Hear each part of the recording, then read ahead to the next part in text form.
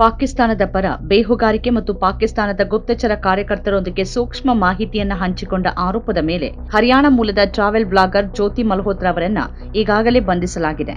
ಈಗ ಆಕೆಯ ವಿಚಾರಣೆ ನಡೆಸುವಾಗ ದಿನಕ್ಕೊಂದು ಹೊಸ ಮಾಹಿತಿ ಹೊರಬರ್ತಾ ಇದೆ. ಜೊತೆಗೆ ಪಹಲ್ಗಾಮ್ ಭಯೋತ್ಪಾದಕ ದಾಳಿ ಸಂದರ್ಭ ಆಕೆಯ ಚಲನವಲನದ ಬಗ್ಗೆನೂ ತನಿಖೆ ನಡೀತಿದೆ ಅಂತ ತಿಳಿದು ಬಂದಿದೆ.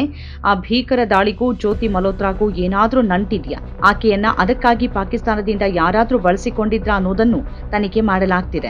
ಜ್ಯೋತಿ ಬಂಧನದ ಬೆನ್ನಲ್ಲೇ ಹರಿಯಾಣ ಸಿಖ್ ಗುರುದ್ವಾರ ನಿರ್ವಹಣಾ ಸಮಿತಿ ಪ್ರವಾಸೋದ್ಯಮ ಮತ್ತು ಐಟಿ ವಿಭಾಗದ ಮುಖ್ಯಸ್ಥ ಹರ್ಕಿರತ್ ಸಿಂಗ್ ಅವರನ್ನು ಕೂಡ ಬಂಧಿಸಲಾಗಿದೆ. ಹರ್ಕಿರತ್ ಸಿಂಗ್ ಅವರನ್ನ ಬೇಹುಗಾರಿಕೆ ಮತ್ತು ಅನುಮಾನಾಸ್ಪದ ಚಟುವಟಿಕೆಗಳಿಗಾಗಿ ಪೊಲೀಸರು ಬಂಧಿಸಿದ್ದು, ಜ್ಯೋತಿಗೆ ಪಾಕಿಸ್ತಾನಕ್ಕೆ ವೀಸಾ ಪಡೆಯೋಕೆ ಹರ್ಕಿರತ್ 2 ಬಾರಿ ಸಹಾಯ ಮಾಡಿದ್ರು ಅಂತ ಆರೋಪಿಸಲಾಗಿದೆ. ಹರ್ಕಿರತ್ HSGMC ಮೂಲಕ ಪಾಕಿಸ್ತಾನಕ್ಕೆ ಭೇಟಿ ನೀಡುವ ಗುಂಪುಗಳಿಗೆ ವೀಸಾಗಳನ್ನ ವ್ಯವಸ್ಥೆ ಮಾಡ್ತಿದ್ರು ಮತ್ತವರು ಜ್ಯೋತಿಯ ವೀಸಾವನ್ನ ಇದರ ಮೂಲಕನೇ ವ್ಯವಸ್ಥೆ ಮಾಡಿದ್ರು ಅಂತ ಹೇಳಲಾಗಿದೆ. ಪಾಕಿಸ್ತಾನದ ಗುಪ್ತಚರ ಸಂಸ್ಥೆ ISI ಪರವಾಗಿ ಬೇಹುಗಾರಿಕೆ ನಡೆಸಿದ ಆರೋಪದ ಮೇಲೆ ಹರಿಯಾಣದ ಯೂಟ್ಯೂಬರ್ ಜ್ಯೋತಿ ಮಲ್ಹೋತ್ರಾ ಅವರನ್ನ ಬಂಧಿಸಲಾಗಿದ್ದು, ಆ ಪ್ರಕರಣ ಪ್ರತಿದಿನಾನೂ ಹೊಸ ತಿರುವು ಪಡಿತಾ ಇದೆ. ಪಾಕಿಸ್ತಾನ ಹೈಕಮಿಷನ್ ಜನ ಮಾತ್ರವಲ್ಲದೆ ಹರಿಯಾಣದಲ್ಲಿರುವ ಸಿಖ್ ಗುರುದ್ವಾರ ನಿರ್ವಹಣಾ ಸಮಿತಿಯ ಜನ ಕೂಡ ಇದರಲ್ಲಿ ಭಾಗಿಯಾಗಿದ್ದಾರೆ ಅನ್ನೋ ಮಾಹಿತಿ ಬಂದಿದೆ. ಹರ್ಕಿರತ್ ಸಿಂಗ್ ಅವರನ್ನ ಮೇ 18ರ ಸಂಜೆ ಬಂಧಿಸಲಾಗಿದೆ. ಅವರನ್ನ ವಿಚಾರಣೆ ನಡೆಸಲಾಗ್ತಾ ಇದ್ದು, ಜ್ಯೋತಿ ಪಾಕಿಸ್ತಾನಕ್ಕೆ ಹೋಗೋಕೆ ಅವರು ಸಹಾಯ ಮಾಡಿದ್ರು ಅಂತ ಹೇಳಲಾಗಿದೆ. ಜ್ಯೋತಿ ಪಡೆದ 2 ವೀಸಾಗಳಲ್ಲಿ ಹರ್ಕಿರತ್ ಸಿಂಗ್ ಪಾತ್ರ ಪ್ರಮುಖವಾಗಿತ್ತು ಅನ್ನೋ ಆರೋಪ ಇದೆ. ಹರ್ಕಿರತ್ ಸಿಂಗ್ ಹರಿಯಾಣ ಸಿಖ್ ಗುರುದ್ವಾರ ನಿರ್ವಹಣಾ ಸಮಿತಿಯಲ್ಲಿ ಐಟಿ ಮತ್ತು ಪ್ರವಾಸೋದ್ಯಮ ವಿಭಾಗದ ಮುಖ್ಯಸ್ಥರಾಗಿದ್ದಾರೆ. ಇದು ಸಂಪೂರ್ಣ ನಿರ್ವಹಣೆಯನ್ನು ನೋಡಿಕೊಳ್ಳುವ ಸಮಿತಿಯಾಗಿದ್ದು, ಗುರುದ್ವಾರಕ್ಕೆ ಸಂಬಂಧಿಸಿದ ಜನರನ್ನ ವಿದೇಶಕ್ಕೆ ಕಳಿಸಬೇಕಾದ್ರೆ ಅವರಿಗಾಗಿ ಮಾಡಬೇಕಿರುವ ಎಲ್ಲಾ ವ್ಯವಸ್ಥೆಗಳನ್ನ ಈ ಸಮಿತಿ ನೋಡಿಕೊಳ್ಳುತ್ತೆ. ಹರ್ಕಿರತ್ ಸಿಂಗ್ ಮೂಲತಃ ಹರಿಯಾಣದ ಕುರುಕ್ಷೇತ್ರದವರು ಅಂತ ಹೇಳಲಾಗ್ತಿದೆ. ಅವರಲ್ಲದೆ ಗುರುದ್ವಾರ ನಿರ್ವಹಣಾ ಸಮಿತಿಯಲ್ಲಿ ಬೇರೆ ಯಾರು ಈ ವಿಷಯದಲ್ಲಿ ಭಾಗಿಯಾಗಿದ್ದಾರೆ ಅಂತ ಕಂಡುಹಿಡಿಯೋಕೆ ಪೊಲೀಸರು ಪ್ರಯತ್ನಿಸ್ತಾ ಇದ್ದಾರೆ. ಜ್ಯೋತಿ ಮಲ್ಹೋತ್ರಾ ಅವರನ್ನ 5 ದಿನಗಳ ಕಾಲ ಕಸ್ಟಡಿಗೆ ತೆಗೆದುಕೊಳ್ಳಲಾಗಿದ್ದು ವಿಚಾರಣೆ ನಡೆಸಲಾಗ್ತಿದೆ. ವಿಚಾರಣೆ ವೇಳೆ ಆಕೆಯ ಪಾಕಿಸ್ತಾನ ಪ್ರವಾಸದ ಬಗ್ಗೆ ಕೇಳಿದಾಗ ಆಕೆಯನ್ನ ನಿಯೋಗದ ಭಾಗವಾಗಿ ಪಾಕಿಸ್ತಾನಕ್ಕೆ ಕಳಿಸಲಾಗಿತ್ತು ಅಂತ ಹೇಳಿದ್ದಾರೆ ಎನ್ನಲಾಗಿದೆ. 2023ರಲ್ಲಿ ಪಾಕಿಸ್ತಾನಕ್ಕೆ ನಿಯೋಗ ಕಳಿಸಲಾಗಿತ್ತು, ಅವರದರ ಭಾಗವಾಗಿದ್ರು ಅಂತ ಹೇಳಲಾಗ್ತಿದೆ. ಆದರೆ ಇದರ ಬಗ್ಗೆ ಇನ್ನೂ ಯಾವುದೇ ದೃಢೀಕೃತ ಮಾಹಿತಿ ಇಲ್ಲ.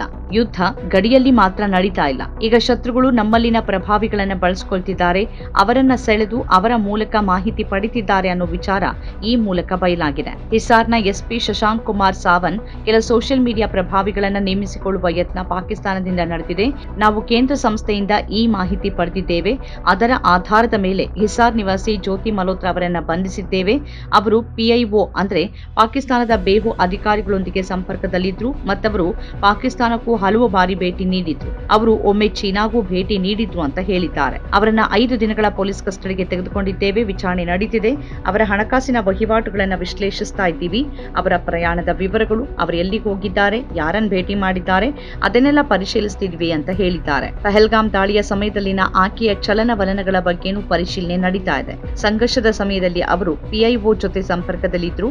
ಈ ಹಂತದಲ್ಲಿ ಆಕೆ ಅವನಿಗೆ ನೀಡೋಕೆ ಯಾವುದೇ ಮಿಲಿಟರಿ ಅಥವಾ ರಕ್ಷಣಾ ಮಾಹಿತಿ ಆಕೆಯ ಬಳಿ ಇರಲಿಲ್ಲ. ಆದರೆ ಖಂಡಿತವಾಗಿಯೂ PIOಗಳೊಂದಿಗೆ ಸಂಪರ್ಕದಲ್ಲಿದ್ದು ಸ್ಪಷ್ಟ ಅಂತ ಹೇಳಿದ್ದಾರೆ. ಆಕೆಯ ಲ್ಯಾಪ್ಟಾಪ್ ಮತ್ತು ಮೊಬೈಲ್ ಅನ್ನ ವಶಪಡಿಸಿಕೊಳ್ಳೋಕೆ ಪ್ರಯತ್ನಿಸುತ್ತಿದ್ದೇವೆ.